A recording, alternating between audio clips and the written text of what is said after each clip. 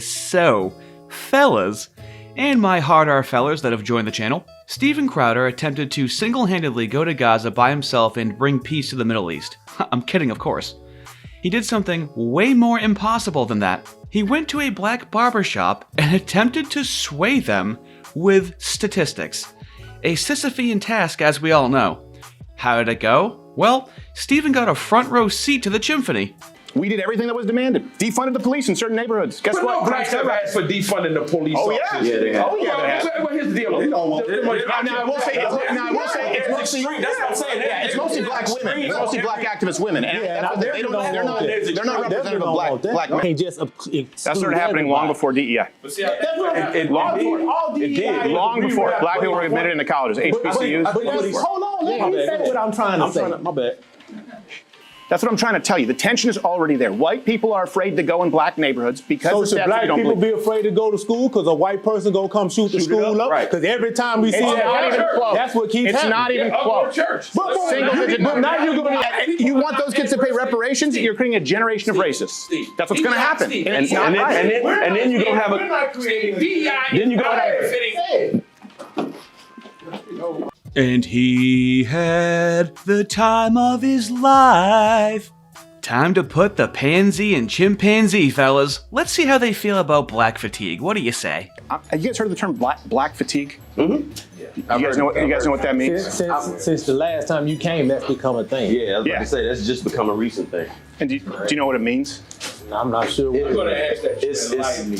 It's a term that's being used by people in the white community, by and large, again, saying they feel like they've been victimized and they're tired of taking that shit. You know, that was a girl who was dying alone in public. And that was a guy who was let out 14 times. 14 times, including violent crimes in the name of racial justice, right? He didn't have to post bail.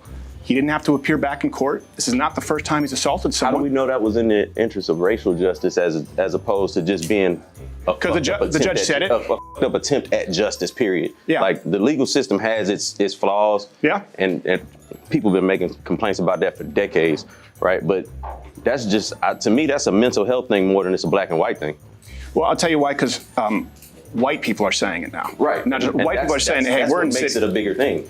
Well, because, you know, white people are 12 times as likely to be killed by a black person than the other way around. I'm just going to shoot you straight. It's not even close. Where? Across the country. Where? Ooh, Fatigue and Seagal over here laying down some lethal urban aikido. Did we get to ask where all the black people were being killed? All the unarmed black men being killed? Where's that happening? Across the country. Where? And they would say everywhere. But now that the shoe's on the other foot, well, now we have to be empirical about this. We have to be really specific now when it comes to white people being harmed. Okay. Across the country. Where? Not in the United States. I mean, we're not talking about Ghana. And like, yeah. What I'm saying is, in white communities or in quote unquote so-called white communities, across the country, the rate is a black man or person, because most murders men. There are very few female murders. 12 times more likely to kill a white person the other way around. And then you look at the average amount of times that someone in this country is arrested before they're brought in for killing, charged with murder. Do you know how many times they're arrested on average before they murder? 11 times. Once again, the justice system's got its flaws, and people have been complaining about that for years. Yeah, we all know the titular complaint about the justice system is that they're not imprisoning enough black people for nearly as long as they should. Is this guy fucking kidding me? You're gonna try and fatigue me this early on. Dude, you can't fatigue me, okay? This is my favorite topic, buddy, okay? So really try to lay it on me.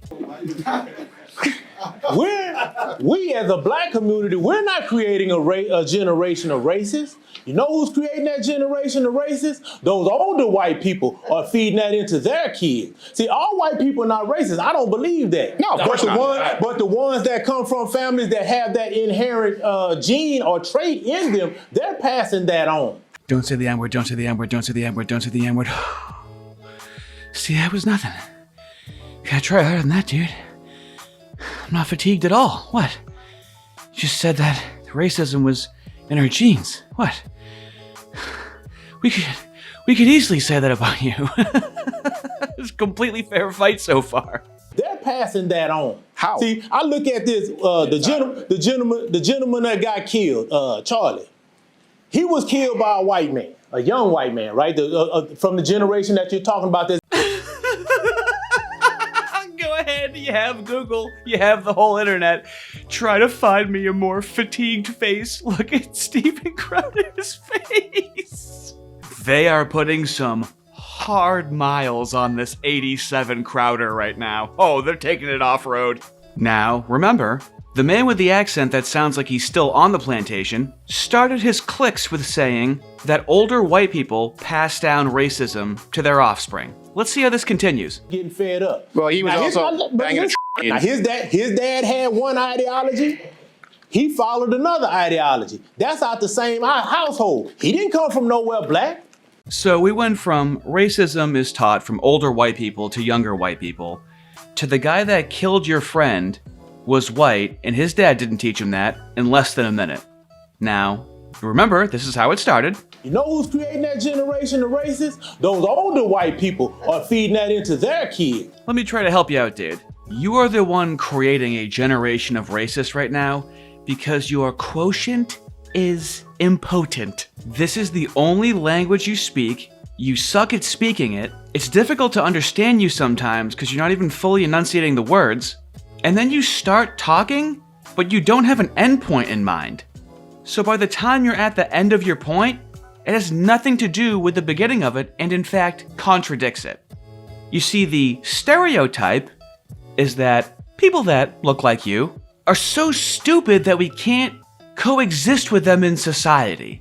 So by setting the example you're setting right now, proving the people that you consider to be racists correct emboldens the feelings that they have toward people that look like you. Is that a polite enough way of saying it? Well, my politeness meter is about to go down significantly because let's hear what his problem with white people are. Know what bothers me about white people, and this is kind of everything. What? No, not everything. Not everything. But we smell like wet dog or something. I've heard all this stuff. Let me tell you what bothers me about white people. Let's be honest here, because I work with a lot of white people, so I have nothing against them at all. Let me be honest with you. But the problem that the biggest problem that I have is that you constantly get bombarded with the excuses. All right, when you really come down to it, let's be honest, man, and let's be really truthful with one another. Ask yourself, what do you expect when you look at architectural oppression? In order to further segregate the crux of my venereal infection, Economic depravity, which now perpetrates the Jerry Curls activation. And social disparity. What would you call it? Bad decisions. Huh? Bad decisions. Bad decisions. Bad decisions? What that is? That a new model vehicle? Anyways, allow me to turbulate my deleterious loquation. So, do not misinterpret the chauvinistic Give to the United Negro Scholarship Fund.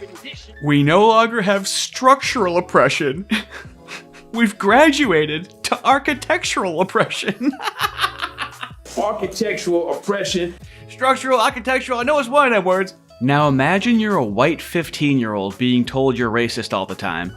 And then black adults like this start speaking, and you listen to them and you go, they wouldn't even pass the classes that I'm in, but they are passed along, and that's part of the issue. But anyways. What would you call it? Bad decisions. Huh?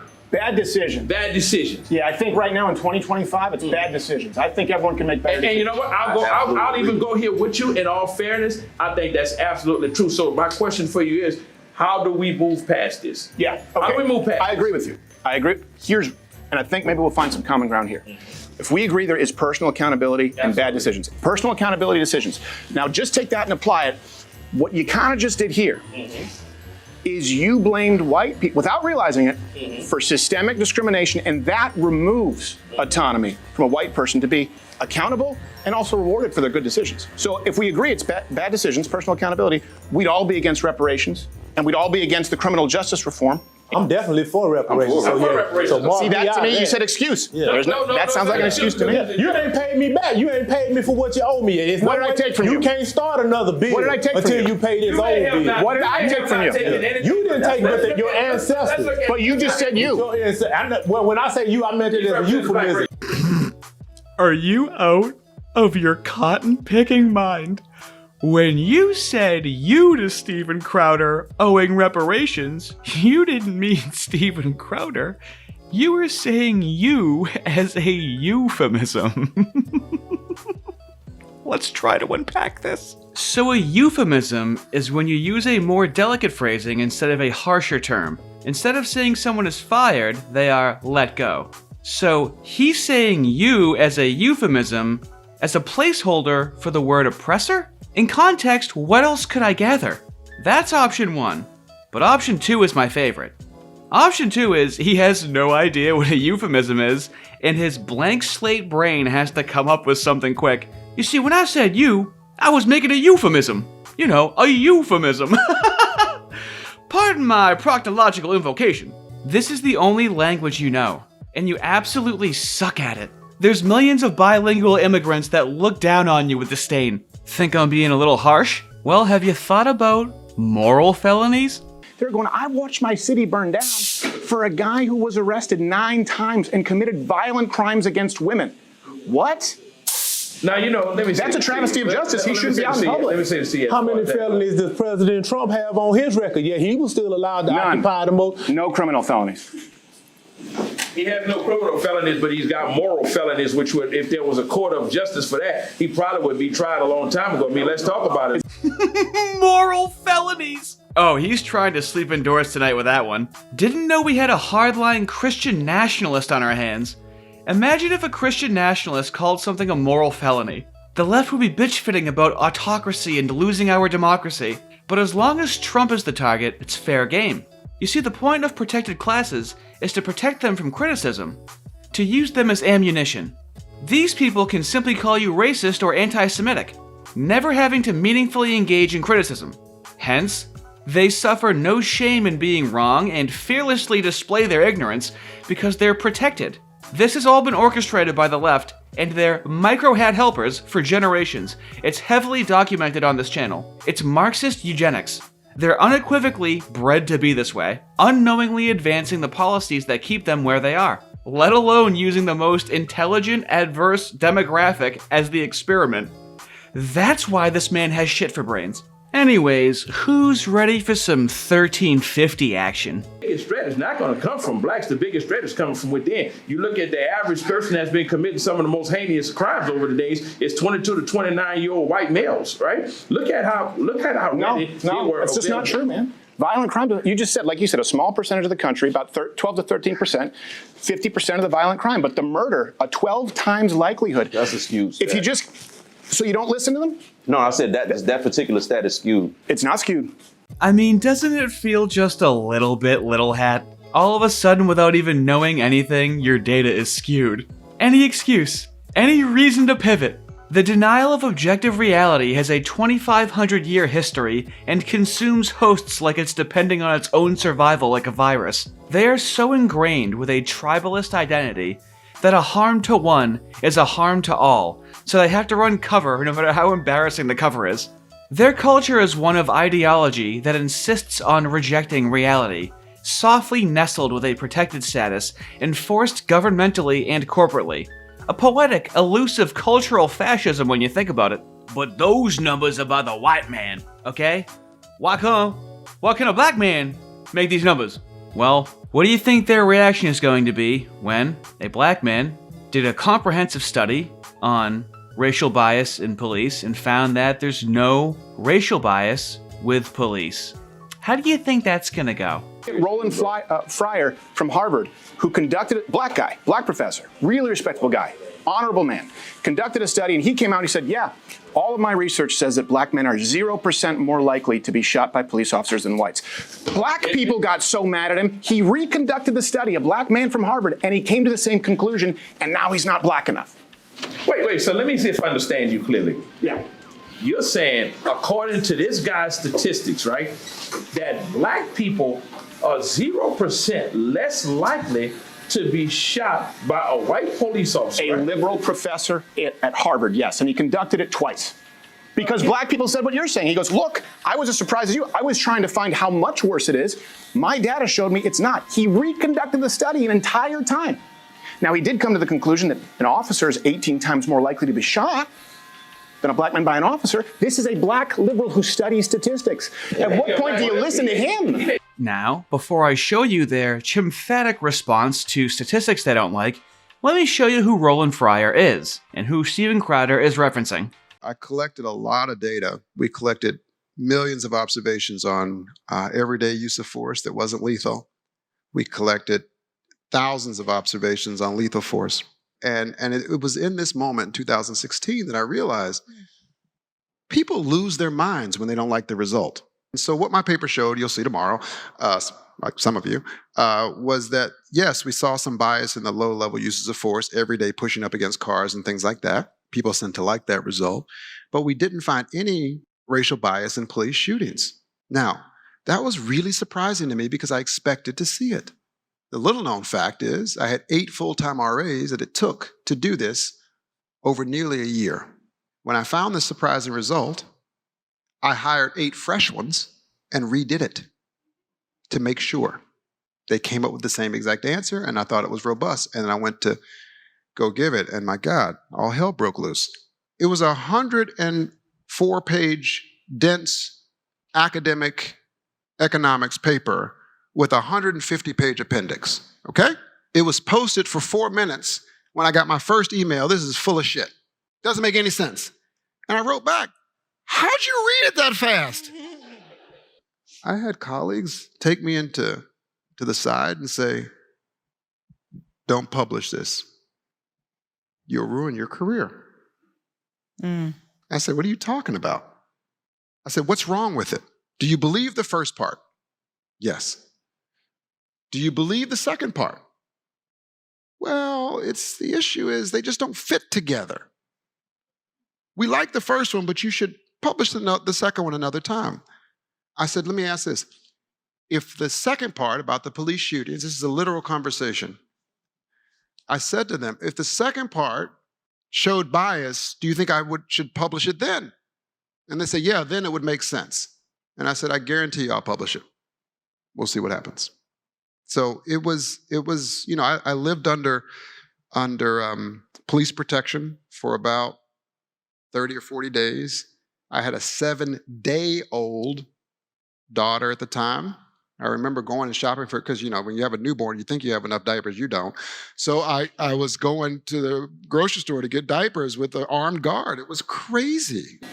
Now, he did come to the conclusion that an officer is 18 times more likely to be shot than a black man by an officer. This is a black liberal who studies statistics. At what point do you listen to him? He may be a black liberal, And I don't believe him. That's skewed too. Institution, and if he comes out and says something of the sort, there's no telling the backlash that he may not get. Listen, there are token blacks in every society. I mean, all you have to do is look back throughout. And there we go, right? And Uncle Tom? This guy, come on. No, but here's my thing, Steve. Right?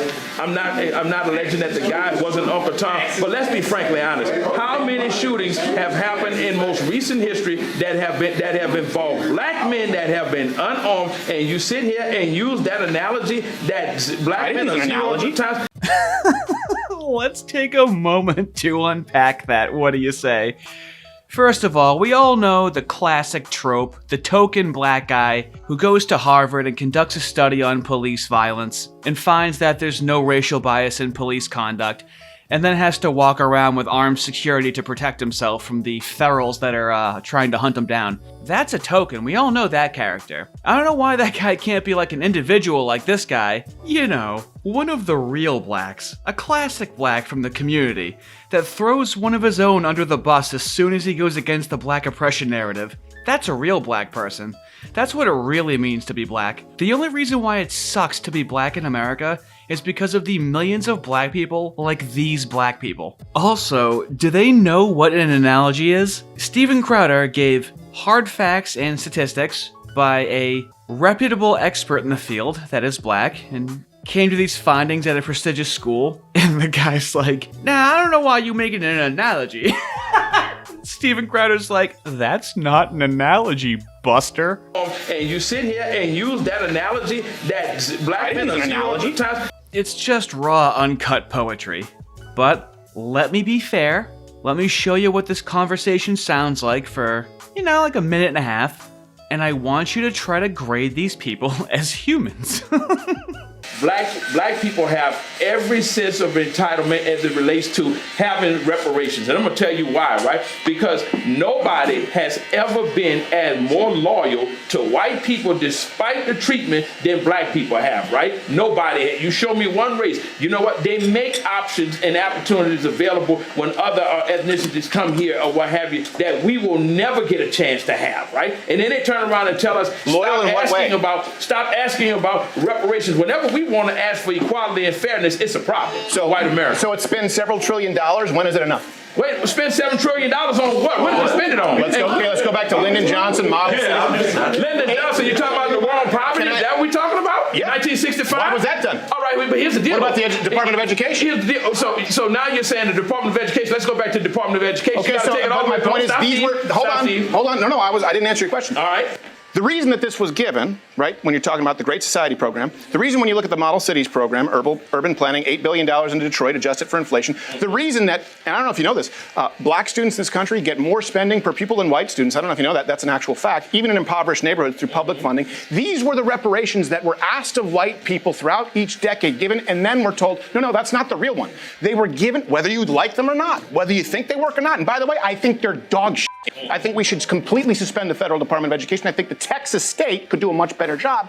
But those were done in the name of racial reparations because they were demanded, Steve, and now it's not enough. Listen, you say that, but Steve, listen. You say we should suspend the Department of Education. I agree with you, because so why would they do it correctly? It's not just because it was done in the name of racial justice that it was done incorrectly. That's the reason for it. I'm saying that's the reason for it, but along the way of trying to achieve racial justice, you just did it wrong. So let's end it here. It's like communism is in their bones. Let's just give more money to the government and have them try again.